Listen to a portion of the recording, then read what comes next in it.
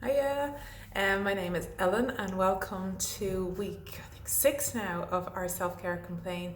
I hope you're getting on great, and once again, thank you so much to everyone who's subscribed.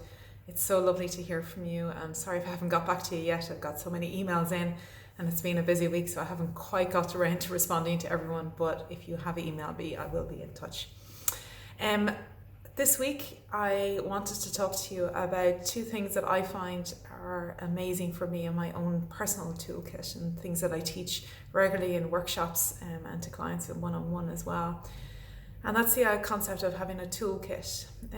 So when you think of it, really, we have a toolkit for something that happens in our house. You know, if a light switch goes, we have fresh bulbs that we can change the light bulb and we can have light again. Or if something gets broken, then we go to our toolbox and we can find hammers, screws or nails or whatever is in there. You can tell I don't do much of the DIY around the house. So we have a toolkit for our house, so that anything that goes wrong, that we go to it.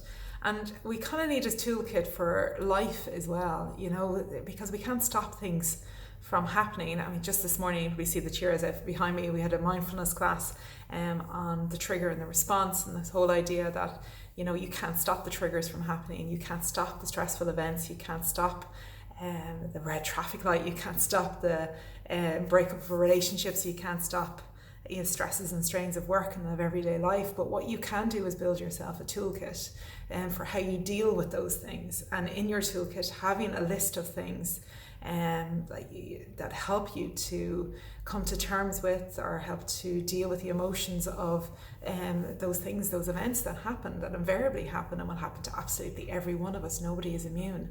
So we need a toolkit. And I found, for me personally, two of the most important things, incredible things in my life, are mindfulness and meditation. And those two things have completely transformed my life. Now, I often say to people that, it's not for everybody. And the idea of the toolkit is that you build your own resource kit for dealing with life and dealing with those stressful events. And for some people, meditation and mindfulness are absolutely not the thing for them, and that's absolutely fine. For some people, it's not their thing for them in this moment, but maybe in a couple of months or a couple of years' time, it could be. And for other people, it is the best thing ever, myself included. I absolutely fell in love with mindfulness and meditation, and they've both completely changed my life. So I'm very passionate about what they can do for people.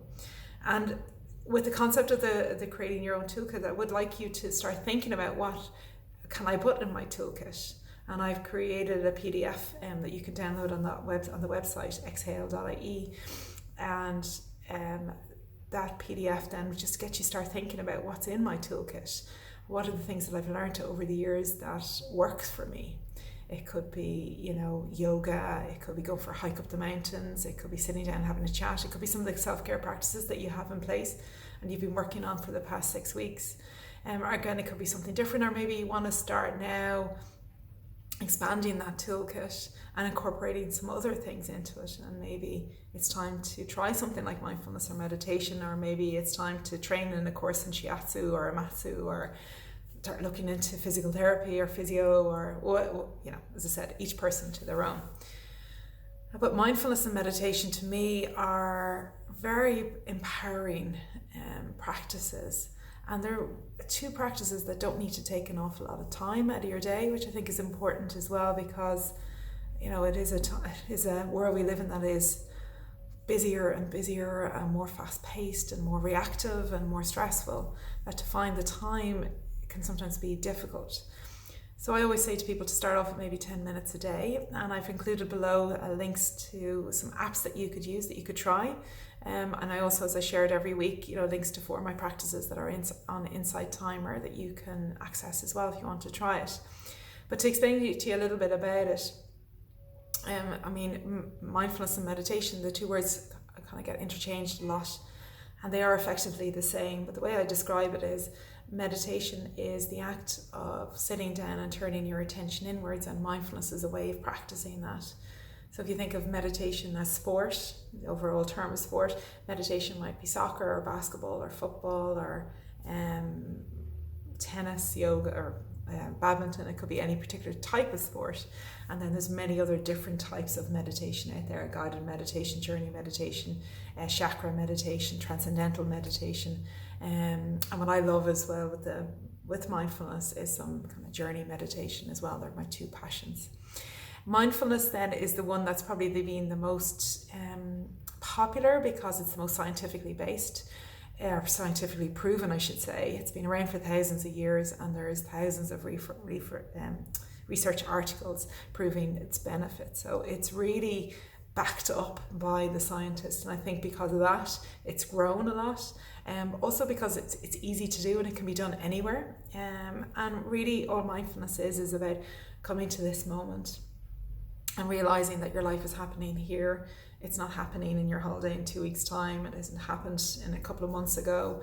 It's happening in the here and now, and it is about helping you to come into the moment, to come into your life so that you don't miss your life. But also in doing that, it helps you to learn to choose your responses to life, teaches you how to become more focused, so that you're not, I don't know if it's happened to you, but if you're ever reading a book and you're reading the same paragraph over and over again 10 times, the training of mindfulness helps us to be focused, so we're actually present and we can remember that paragraph. Or the other common thing is, when you're driving from A to B and you don't remember how you get it, mindfulness again helps you to become more in the moment so that you remember those things of your life.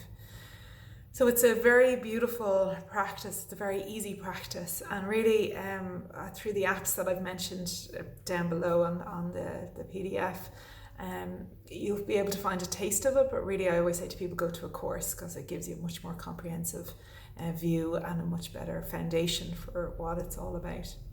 They're the two things that are in my toolkit anyway, amongst many other things, like going for a walk and going for a run, especially. But I want you to, or my invitation this week really is to start thinking about what's in your toolkit.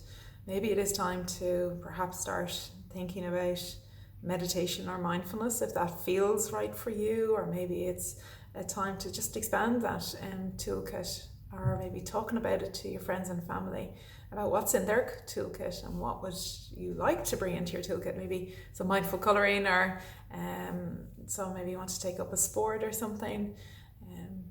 So to have a think about it this week. That's your invitation, as I mentioned, and I hope you enjoy, and I look forward to seeing you next week in your inbox. Bye. Have a great week.